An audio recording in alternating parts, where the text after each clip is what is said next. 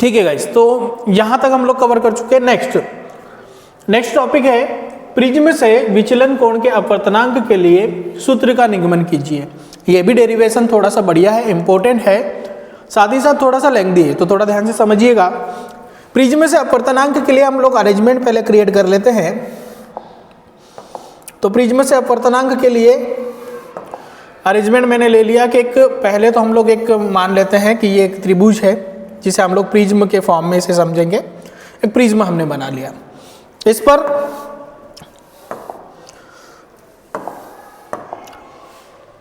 AB एक आपतित किरण है,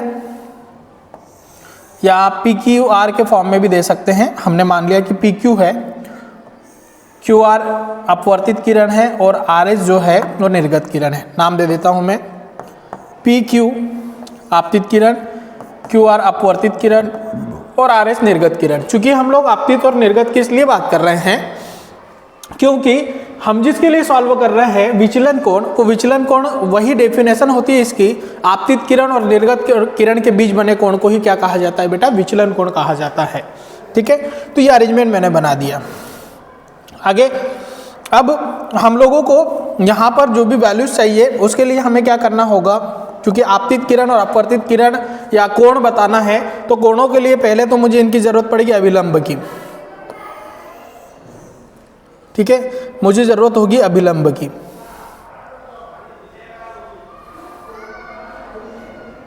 तो हम मान लेते हैं कि प्रथम पृष्ठ पर अभिलंब जो है उसको हमने मान लिया DN है, इसको मैं नाम दे देता हूं DN और इसको मैंने नाम दे दिया DN डैश। ठीक है, प्रथम पृष्ठ पर अभिलंब DN है और दूसरे पृष्ठ पर DN डैश। जब ये होगा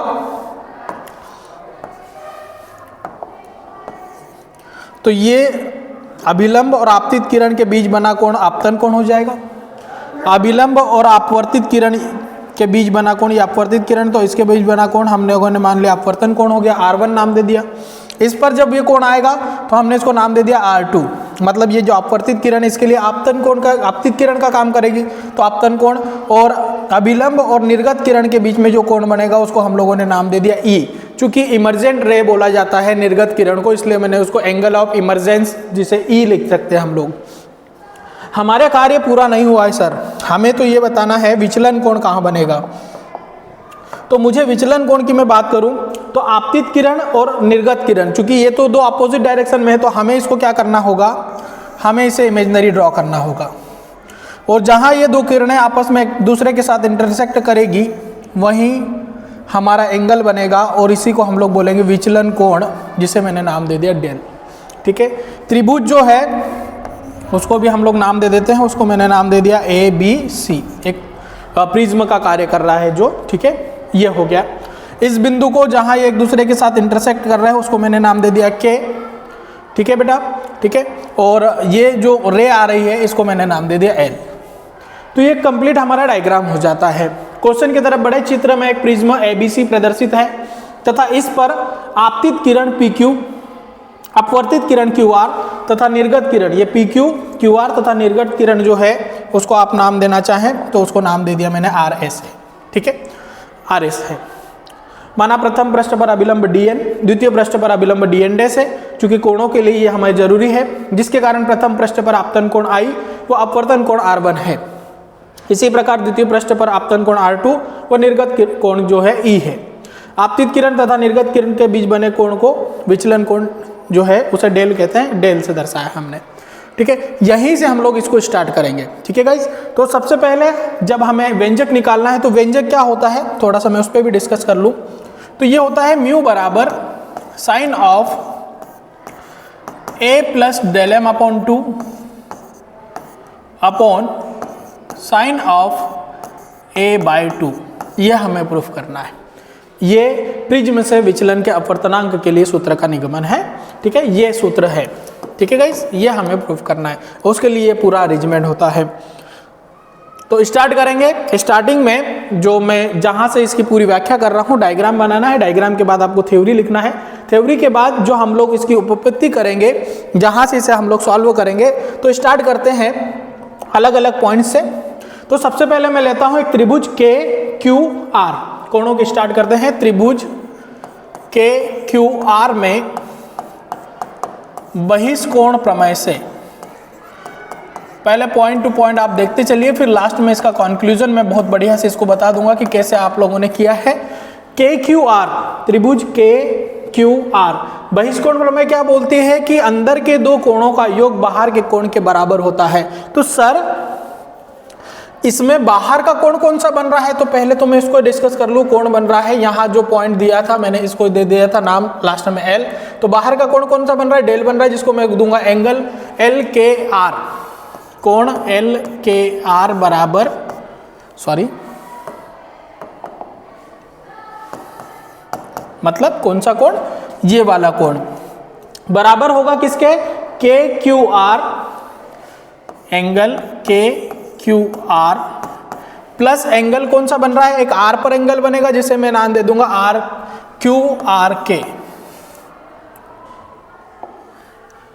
एंगल क्यू आर के, ये कोण बन गए ये बाहर। अब देखिए हमारे पास ये कोण तो है ही नहीं सर जिसकी आप बात कर रहे हो, ये वाला कोण और ये वाला कोण नहीं है हमारे पास, लेकिन इनके भुजाओं के कोण है, ये आई है, ये आर है 1 है, उधर ई है, वो R2 है, तो इनके कोणों का मान जो हम लोग निकालेंगे, मतलब हमारे पास तो ये कोण है ही नहीं सर, R1 भी नहीं है और सॉरी ये भी नहीं है, क्यू पर कौन सा बन रहा है, ऊपर के त्रिभुज के हिसाब से हम लोग देखें के क्यू आर में, तो क्या होगा कोण, तो ये कोण होगा बेटा I माइनस R1, इसमें से इसको माइनस करेंगे, ये वाला कोण निकलेगा, ये होगा E माइनस R2, तो एल क्यू आर क्या है, ये है डेल, इज इक्वल टू के क्यू आर हो जाएगा I minus R1 plus E minus R2, इसको सॉल्व करें तो डेल इज इक्वल टू हो जाएगा I plus E minus R1 minus R2, तो डेल इज इक्वल टू, इसी को थोड़ा सा अरेंज कर दे, I plus E minus common R1 plus R2, इसको दे दिया इक्वेशन फर्स्ट। तो पहला त्रिभुज आप बहुत अच्छे से समझ लिए, के क्यू आर। जस्ट नीचे एक त्रिभुज दिख रहा है क्यू डी आर, अब इसको लेते हैं त्रिभुज क्यू डी आर में, त्रिभुज क्यू डी आर में हम लोग एक प्रमेय लगाएंगे कि त्रिभुज के तीनों कोणों का योग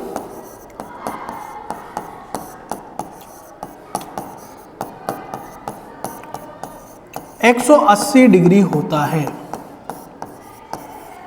ये त्रिभुज की प्रमेय लगा दी मैंने, त्रिभुज के तीनों कोणों का योग कितना होता है बेटा, 180 डिग्री होता है।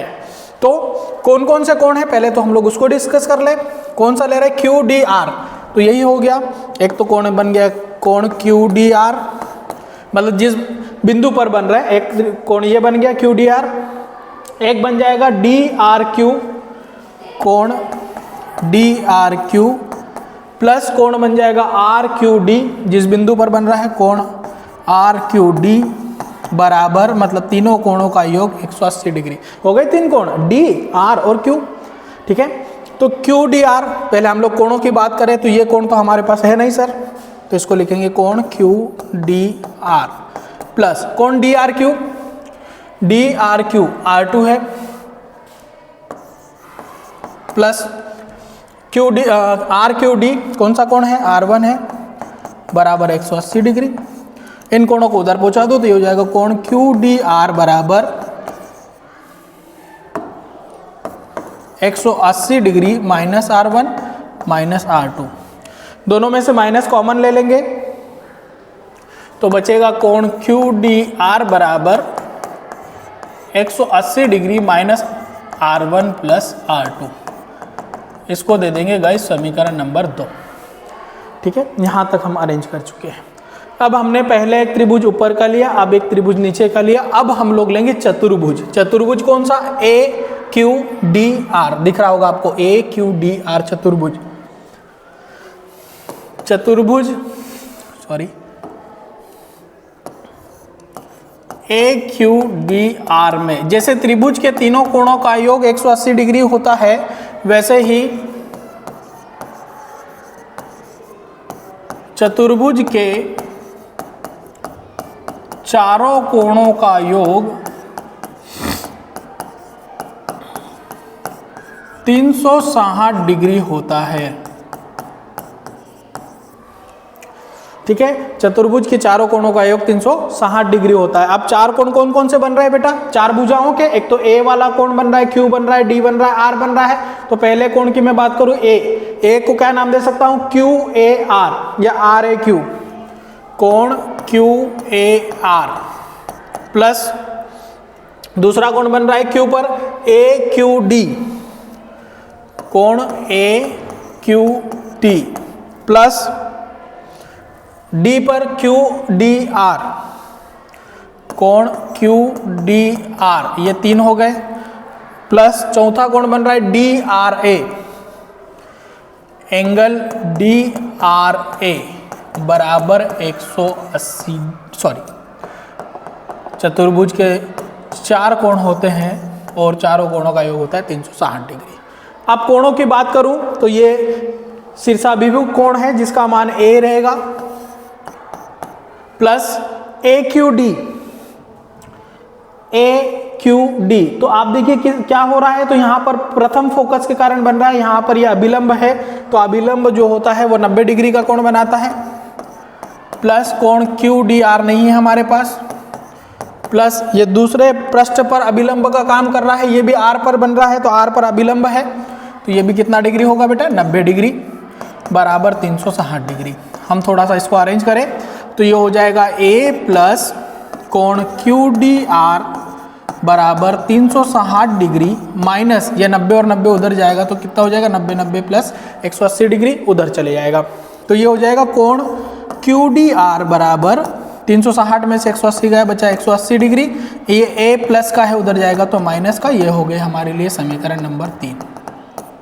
चलिए गाइस, अब आप देखिए क्यू डी आर दोनों इक्वेशन में इक्वल ले आया हूं, तो यहीं जब इक्वेशन इक्वल है तो हम लोग क्या करेंगे? समीकरण 2 व समीकरण 3 की तुलना कर लेंगे।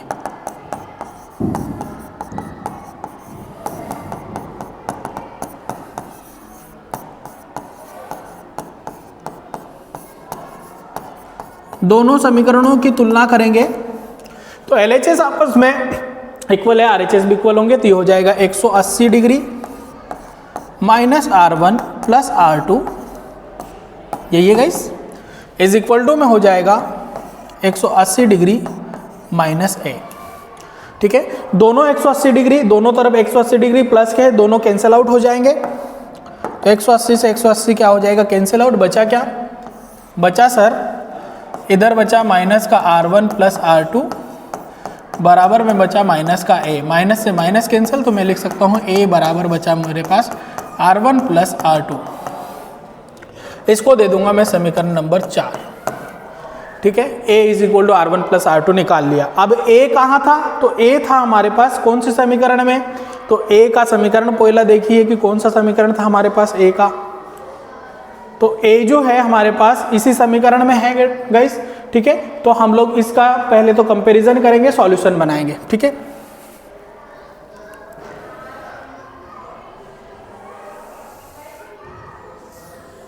ठीक है,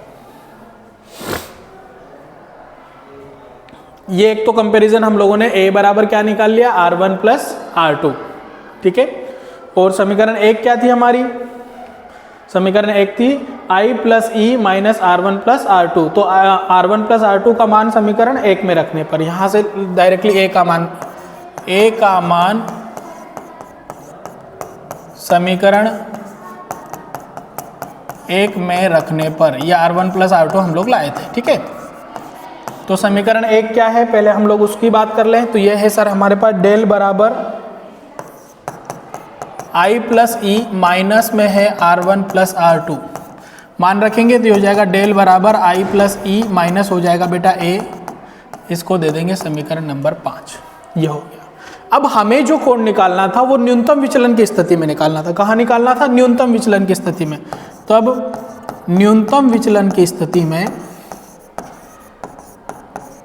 मान कुछ बदल जाएंगे। न्यूनतम विचलन की स्थिति में, न्यूनतम विचलन की स्थिति में मतलब विचलन बहुत कम हो, तो न्यूनतम विचलन की स्थिति में जो मान बदलेंगे वो इस तरीके से बदलेंगे कि डेल बराबर हो जाएगा डेल एम, आई बराबर हो जाएगा ई। जब विचलन कम होगा तो आपतन कोण और निर्गत कोण दोनों के मान भी बराबर हो जाएंगे, तथा अपवर्तन कोण भी दोनों आपस में बराबर हो जाएंगे, जिसके बराबर में मैंने मान लिया R है। ठीक है, ये कंडीशन यहाँ पर फुलफिल होगी कब? न्यूनतम विचलन की स्थिति में। तो इन मानों को हम लोग रख देते हैं समीकरण नंबर 5 में। समीकरण 5 से, समीकरण 5 में इन मानों को रखेंगे। तो समीकरण 5 से ये मानों को जब हम लोग इसमें रखेंगे तो डेल की वैल्यू क्या रखेंगे? डेल एम बराबर में आई प्लस ई की जगह क्या रख सकते हैं हम लोग? आई, क्योंकि दोनों बराबर है, माइनस क्या हो जाएगा बेटा? ए हो जाएगा। ठीक है, माइनस क्या हो जाएगा? ए। तो ये हो गया डेल एम बराबर आई प्लस आई हो जाएगा 2i माइनस क्या हो जाएगा? ए। मैं थोड़ा सा इसको सॉल्व कर लूँ। ए प्लस का है, माइनस का है, इधर आएगा तो प्लस का, तो मैं इसको लिख सकता हूँ बेटा 2i is equal to del M plus A. आगे सॉल्व करें तो i का मान मुझे मिल जाएगा यहाँ से डेल एम प्लस ए अपॉन 2। इसको दे देंगे समीकरण नंबर 6। इसी प्रकार अभी हम लोगों ने i का मान निकाला है, क्योंकि हमें तो अपवर्तन पता करना है। तो अपवर्तन के लिए म्यू बराबर angle of incidence upon angle of refraction होता है। तो i का मान निकालिए। r के मान के लिए तो समीकरण 4 में r का मान रख देते हैं।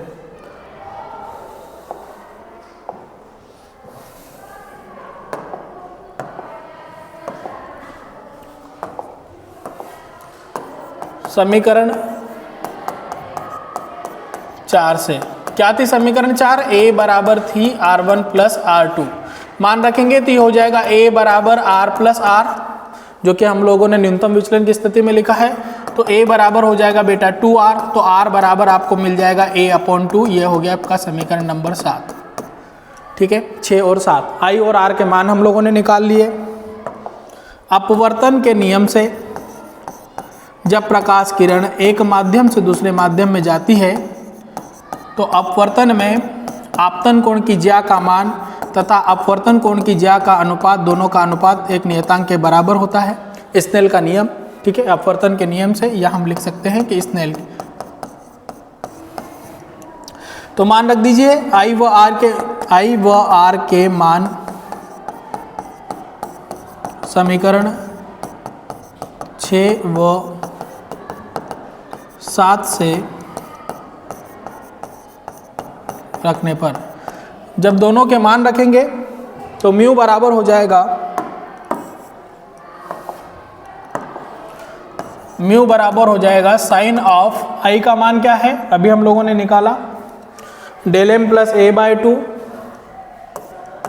डेल एम प्लस ए बाय 2 और अपॉन में साइन आर का मान क्या है? a upon 2।